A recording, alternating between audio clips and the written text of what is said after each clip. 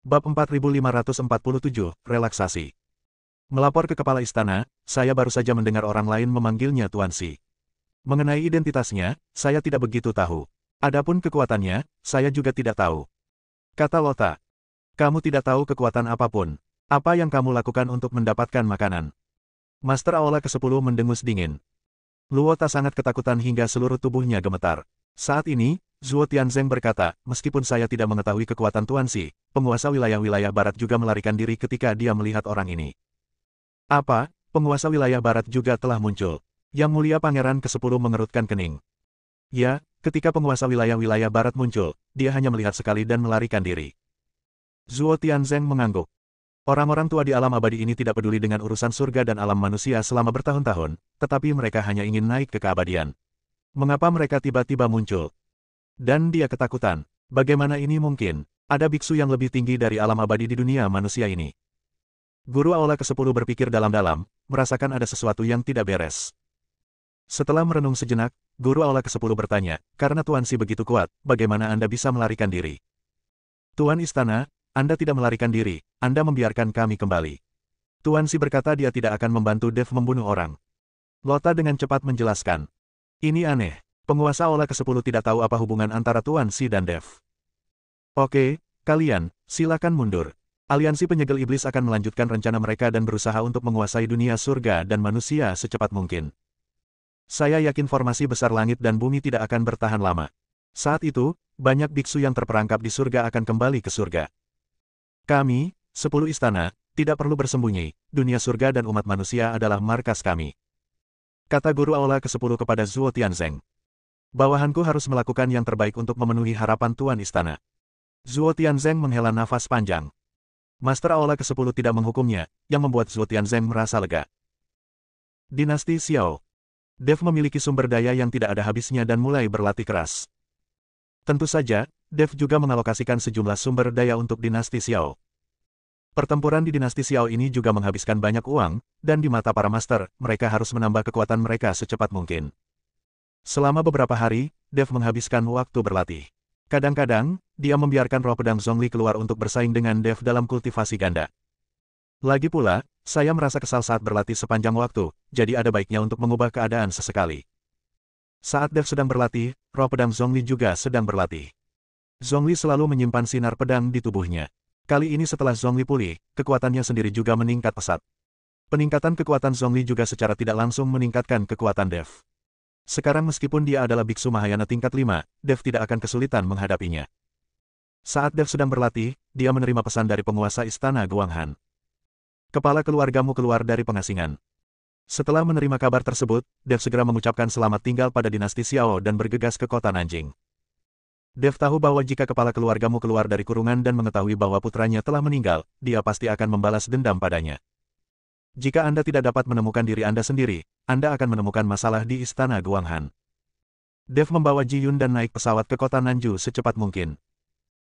Di selatan kota, Mu Kunrong, kepala keluargamu, sedang duduk di paviliun Wantong cabang kota Nanjing. Paviliun Master Qian sedang menghiburnya. Meskipun keluargamu sangat berkuasa di bidang ini, Mu Kunrong tidak berani memprovokasi paviliun Wantong sesuka hati. Tuanmu, semua biksu di kota Nanjing tahu tentang kompetisi seni bela diri putra Anda di kota Nanjing. Meskipun Dev membunuh putramu, itu tetap merupakan duel yang adil. Saya, Paviliun Wantong, bertindak sebagai jaminan, dan semua biksu bertaruh pada hal itu. Dapat dimengerti jika Anda ingin membalaskan dendam putra Anda. Anda dapat membunuh Dev di atas ring, dan Anda tidak akan menimbulkan kritik apapun. Bab 4548, selesaikan sendiri.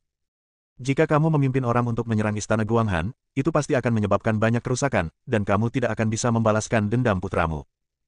Paviliun Master Qian sedang membujuk Mu Kunrong.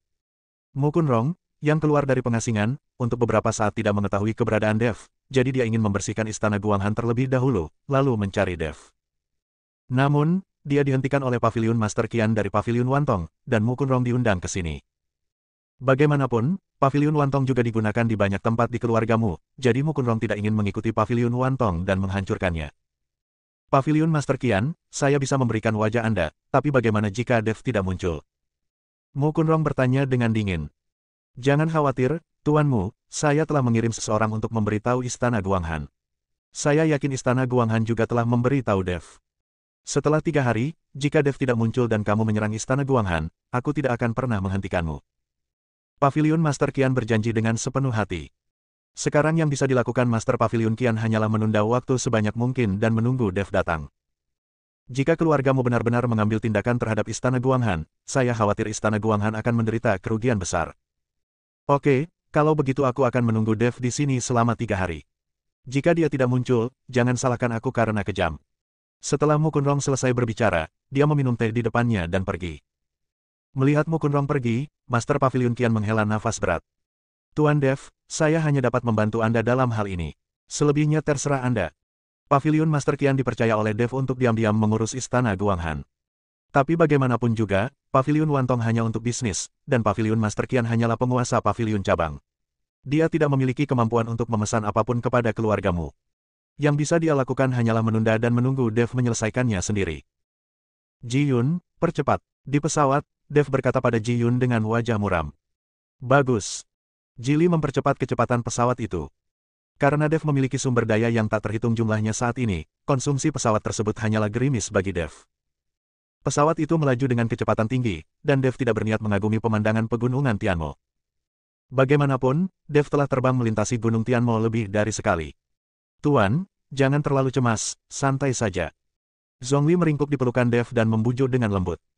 Dev tersenyum tipis, lalu menekan Zhongli di bawahnya. Setelah 2 hari 3 malam berlayar, pesawat tersebut tiba di kota Nanju pada hari ketiga. Melihat kemunculan pesawat tersebut, Master Paviliun Qian segera menerima pesan tersebut. Lagi pula, selain Dev, tidak ada orang lain yang bisa terbang dengan pesawat di wilayah selatan dan bahkan datang ke pesawat di atas kota Nanjing. Jika orang lain ingin menaiki pesawat, mereka harus menaiki Paviliun Wantong. Jika orang lain ingin menerbangkan pesawat di wilayah selatan, mereka juga memerlukan izin dari Paviliun Wantong. Tapi Dev bisa terbang sesukanya, dan Paviliun Wantong tidak akan melakukan apapun pada Dev. Ketika Dev dan pesawatnya mendarat di lapangan Nanjingcheng, Master Paviliun Qian secara pribadi memimpin orang-orang untuk menyambut mereka. Tuan Dev, kita bertemu lagi. Paviliun Master Qian berjalan menuju Dev dengan senyuman di wajahnya. Dev keluar dari pesawat, tersenyum tipis, dan berjabat tangan dengan Master Paviliun Qian. Tiba-tiba, Master Paviliun Qian tertegun, dan kemudian menatap Dev dengan kaget. Tuan Dev, Anda. Apakah Anda sudah melewati alam kesengsaraan tingkat 9? Dev mengangguk. Wajah Paviliun Master Qian penuh dengan ketidakpercayaan. Dev membunuh Mu Qing dan pergi ke kota Nanjing. Ini baru beberapa hari, tapi dia telah mencapai alam kesengsaraan tingkat 9. Kecepatan peningkatan dunia ini secepat roket. Tuan Dev benar-benar orang yang berbakat. Dengan kecepatan peningkatan alamnya, hanya dengan menjentikkan jarinya saja dia bisa naik ke surga. Paviliun Master Qian memuji Dev. Tuan Paviliun Qian, terima kasih telah menahan keluargamu, jika tidak, Istana Guanghan akan menderita. Dev berterima kasih kepada Paviliun Master Qian. Bab 4549, apakah Anda memiliki kemampuan untuk membunuh saya? Jelas sekali, Dev menghubungi kepala istana-istana Guanghan dan mengetahui bahwa Tuan Paviliun Qianlah yang menahan Mu Kunrong. Saya hanya menggunakan wajah Paviliun Wantong, tetapi untuk menghadapi Mu Kunrong, dibutuhkan Tuan Dev sendiri. Tapi saya tidak tahu apakah Tuan Dev yakin dengan kekuatan alam Mahayana tingkat kelima Mu Kunrong. Paviliun Master Qian bertanya. Paviliun Master Qian tahu bahwa Dev dapat melompati pangkatnya dan bertarung, jadi dia menanyakan pertanyaan ini. Hanya Dev sendiri yang tahu apakah Dev, yang saat ini berada di alam kesengsaraan tingkat 9, dapat mengalahkan Mu Kunrong, yang berada di alam Mahayana tingkat kelima. Alam Mahayana tingkat 5. Dev tersenyum tipis, mungkin aku bisa membunuhnya seketika. Mendengar kata-kata Dev, Master Paviliun Qian sedikit terkejut, matanya penuh rasa iri. Seorang biksu tingkat 9 di alam kesengsaraan mengatakan sesuatu yang dapat langsung membunuh biksu tingkat 5 di alam Mahayana. Jika ini dikatakan dari mulut orang lain, Master Paviliun Qian pasti akan mengira dia sedang membual. Tapi dari apa yang dikatakan Dev, Master Paviliun Qian mempercayainya. Tuan Dev, apakah Anda masih perlu istirahat? Paviliun Master Qian bertanya. Tidak perlu. Dev menggelengkan kepalanya. Kalau begitu, aku akan segera memerintahkan seseorang untuk memberitahu Mu Kunrong dan pergi ke tempat kompetisi sekarang. Kata Master Paviliun Qian. Dev, dipimpin oleh Master Paviliun Qian, pergi ke tempat kompetisi di kota Nanju. Banyak biksu di kota Nanjing juga mengetahui berita kedatangan Dev, dan mereka juga berbondong-bondong ke tempat kompetisi. Di saat yang sama, permainan judi menang dan kalah di Paviliun Wantong juga telah dimulai. Kota Nanjue terletak di ujung paling ujung wilayah selatan. Selain berlatih, para biksu di sini jarang melakukan aktivitas rekreasi apapun. Permainan kontes dan perjudian ini adalah permainan favorit semua biksu. Jadi segera setelah permainan judi dimulai, banyak biksu yang memasang taruhannya. Karena pengalaman terakhir, banyak orang mengetahui kemampuan Dev untuk melompati persaingan, jadi kali ini banyak orang yang bertaruh pada Dev. Namun, Mukunrong yang berada di alam Mahayana tingkat kelima dianggap sebagai master di seluruh surga dan dunia manusia, sehingga tidak sedikit biksu yang bertaruh pada Mukunrong. Tuan, Dev ada di sini. Manajer Liu dari keluargamu berkata kepada Mukunrong.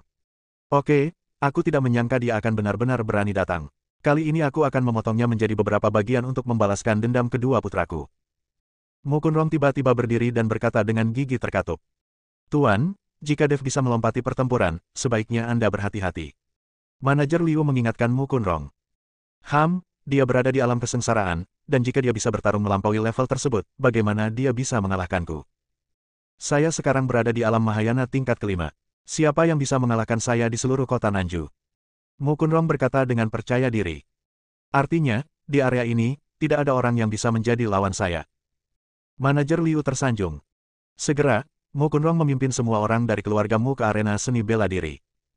Saat ini, arena sudah dikelilingi oleh orang-orang. Dev sudah menunggu di atas ring. Setelah melihat Mukunrong tiba, Dev tidak menunjukkan rasa takut sedikit pun di wajahnya. Itu hanya alam Mahayana tingkat kelima, yang bisa ditangani sepenuhnya.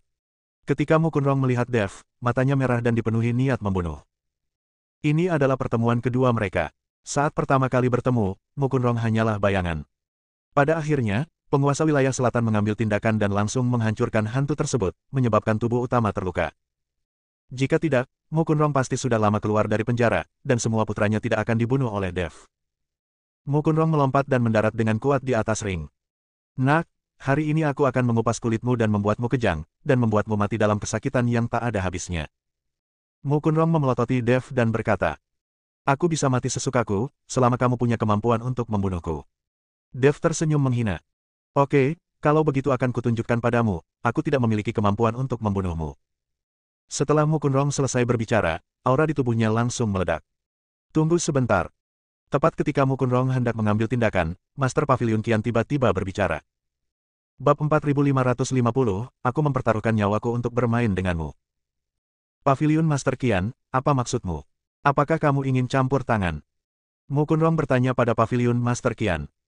Tuanmu salah paham. Bagaimana saya bisa turun tangan? Saya hanya perlu mengaktifkan formasi cincin untuk mencegah pertarungan Anda menyakiti siapapun. Setelah Pavilion Master Qian selesai berbicara, dengan lambaian tangannya, pilar batu di sekitar arena langsung bersinar dengan sinar cahaya, dan kemudian menyelimuti arena. Tidak perlu bersusah payah, aku hanya perlu satu gerakan untuk membunuh anak ini. Mukunrong mendengus dingin. Dev, seorang biksu di alam kesengsaraan, tidak bisa menatap matanya sama sekali. Formasi di arena diaktifkan. Mukunrong menatap Dev, aura di tubuhnya terus meningkat. Pergilah ke neraka. Mukunrong meninju Dev dengan satu pukulan. Dengan kekuatan alam Mahayana tingkat kelima, pukulan ini bisa dikatakan sangat menakutkan. Tinju besar itu memenuhi seluruh ring, dan Dev tidak punya pilihan selain melawan. Sampah. Ada sedikit rasa jijik di sudut mulut Dev, dan pedang pembunuh naga di tangannya langsung bersinar dengan cahaya kemasan. Saya melihat energi pedang di langit bertabrakan dengan tinju Mukunrong. Suara besar itu membuat seluruh arena bergetar. Jika bukan karena kendala formasi, akibat dari tabrakan ini mungkin akan membunuh banyak biksu. Kekosongan di arena langsung menjadi kacau, dan sosok Mukunrong dan Dev menghilang. Pertarungan antara dua orang tersebut secara langsung menyebabkan kekosongan tersebut runtuh. Ketika kehampaan berangsur-angsur stabil, sosok Dev dan Mukunrong muncul kembali di depan semua orang.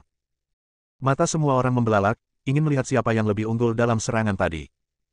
Semua orang melihat Dev, memegang pedang pembunuh naga dan berdiri di sana dengan ekspresi tenang. Tetapi ketika semua orang memusatkan perhatian mereka pada Mukunrong, mereka langsung tercengang. Saya melihat lengan kanan Mukunrong telah patah seluruhnya, dan darah dari lengan yang patah masih mengalir keluar. Ekspresi Mukunrong sangat jelek, dan matanya tidak hanya menunjukkan kemarahan tetapi juga keterkejutan yang mendalam. Hanya dengan satu pukulan, Mukunrong langsung menyadari kekuatan sebenarnya Dev.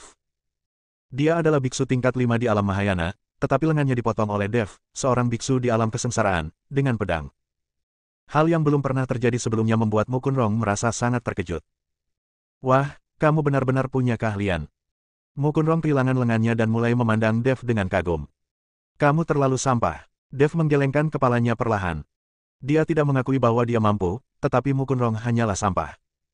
Dengan serangan pedang tadi, aku ingin membunuhmu, dan tidak mungkin kamu bisa bertahan, jadi akui kenyataan. Jika kamu berlutut dan memohon belas kasihan sekarang, lalu memberiku beberapa sumber daya, aku mungkin mempertimbangkan untuk tidak membunuhmu. Dev berkata dengan tenang kepada Mukunrong. Kata-kata Dev membuat Mukunrong merasa sangat terhina. Semua orang di sekitar mereka juga ternganga. Seorang biksu di alam kesengsaraan sekarang mempermalukan biksu tingkat 5 di alam Mahayana seperti ini. Tidak ada yang akan percaya kecuali mereka melihatnya dengan mata kepala sendiri. Wah, keluargamu saya memiliki warisan ribuan tahun. Sebagai kepala keluargamu, bagaimana saya bisa melakukan sesuatu yang akan mempermalukan leluhur saya? Bukankah kamu hebat? Kalau begitu aku akan mempertaruhkan nyawaku untuk bermain denganmu hari ini. Setelah Mukunrong selesai berbicara, dia berjongkok di tanah dan menggambar pola dengan darahnya sendiri di tanah. Polanya terlihat agak aneh, seperti lukisan monster ganas. Dev tidak bisa menahan cemberut saat melihat Mukunrong seperti itu. Tidak baik bagi orang ini untuk tiba-tiba mulai melukis pada saat seperti itu, bukan? Pasti ada konspirasi, tapi Dev tidak mengetahuinya sekarang. Ketika manajer Liu melihat pola yang digambar oleh Mukunrong, dia langsung berkata dengan wajah terkejut, "Tuan, tidak. Terlihat bahwa manajer Liu sangat ketakutan. Tapi Mukunrong melambaikan tangannya, lalu berlutut di depan pola itu. Leluhur keluargamu, aku memanggilmu dengan darah, tolong bantu kami. Mukunrong berlutut di tanah dengan hormat dan menggumamkan sesuatu. Bab 4551, nenek moyang ada di sini. Jika kamu tidak bisa mengalahkanku, bahkan jika kamu mengeluarkan nenek moyang keluargamu, apa gunanya? Aku akan tetap menghajarmu. Dev tersenyum dingin. Mukunrong mengabaikan Dev, dan segera kekuatan mengerikan keluar dari tubuhnya. Boom! Dalam sekejap, formasi di sekitar arena langsung runtuh.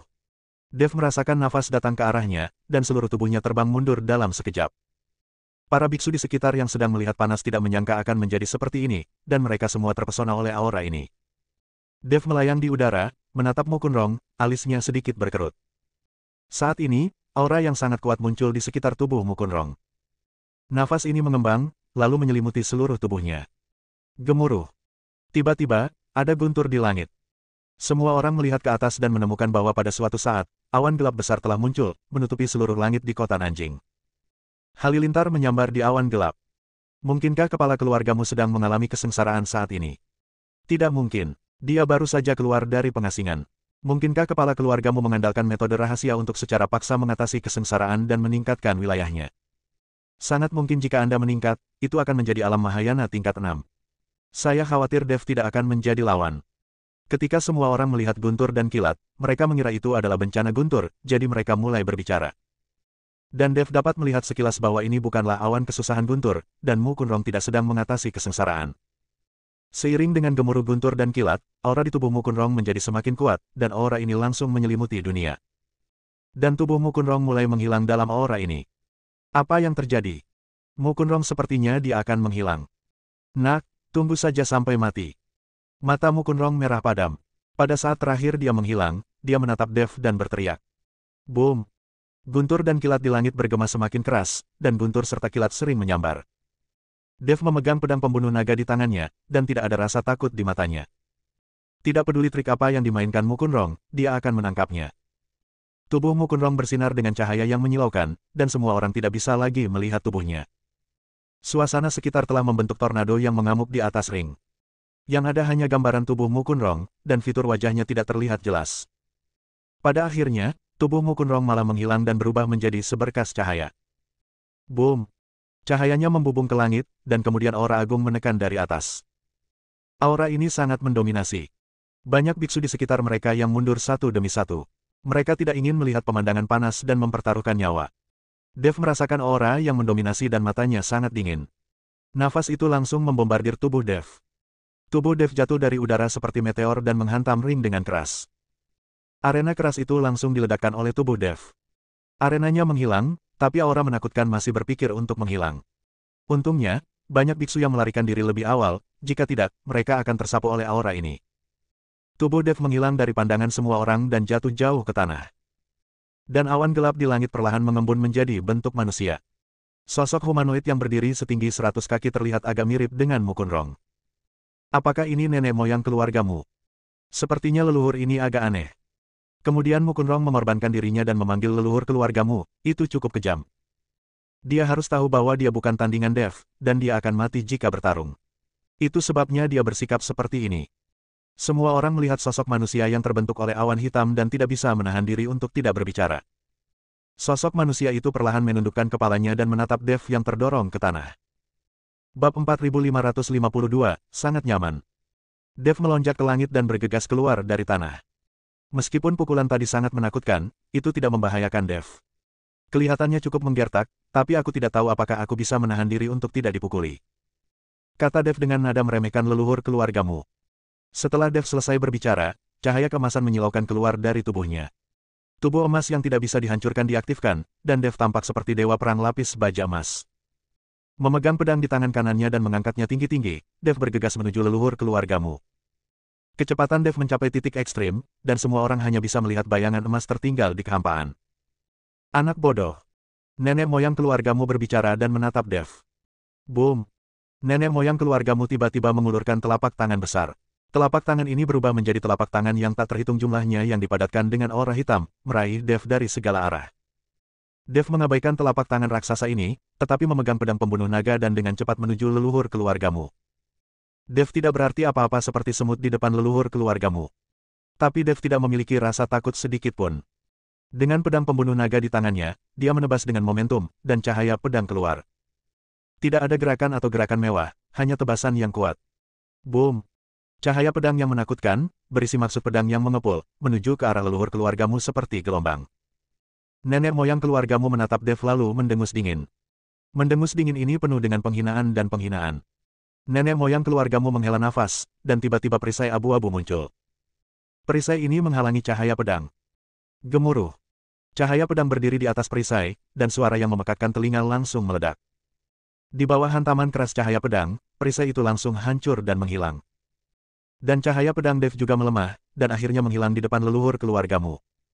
Pedang ini adalah ujian bagi kedua belah pihak. Dev dan leluhur keluargamu saling memandang melalui udara. Junior, kamu berani membunuh anggota keluargamuku. Tahukah kamu bahwa tindakanmu akan membawa bencana kehancuran keluargamu? Nenek moyang keluargamu berkata dengan suara yang dalam dan dalam. Bencana genosida. Dev mencibir, apakah kamu layak? Lancang. Nenek moyang keluargamu menjadi marah dan tiba-tiba dipukul dengan telapak tangan. Telapak tangan ini sebenarnya mengandung guntur dan kilat yang tak terhitung jumlahnya, dan kekuatan guntur di dalamnya cukup untuk mengguncang langit dan bumi. Kekuatan guntur, aku suka. Ketika Dev melihat ini, dia langsung tertawa. Saya melihat Daveyuan tidak bergerak, sumber guntur dan kilat di tubuhnya mulai beroperasi, dan bintang-bintang asli di ruang aslinya bersinar dengan cahaya yang menyilaukan. Guntur dan kilat mulai menyambar tubuh Dev. Setelah melihat ini, leluhur keluargamu melambaikan telapak tangannya ke bawah, dan guntur serta kilat yang tak terhitung jumlahnya menghantam Dev dengan ganas. Celana dalam. Celana dalam.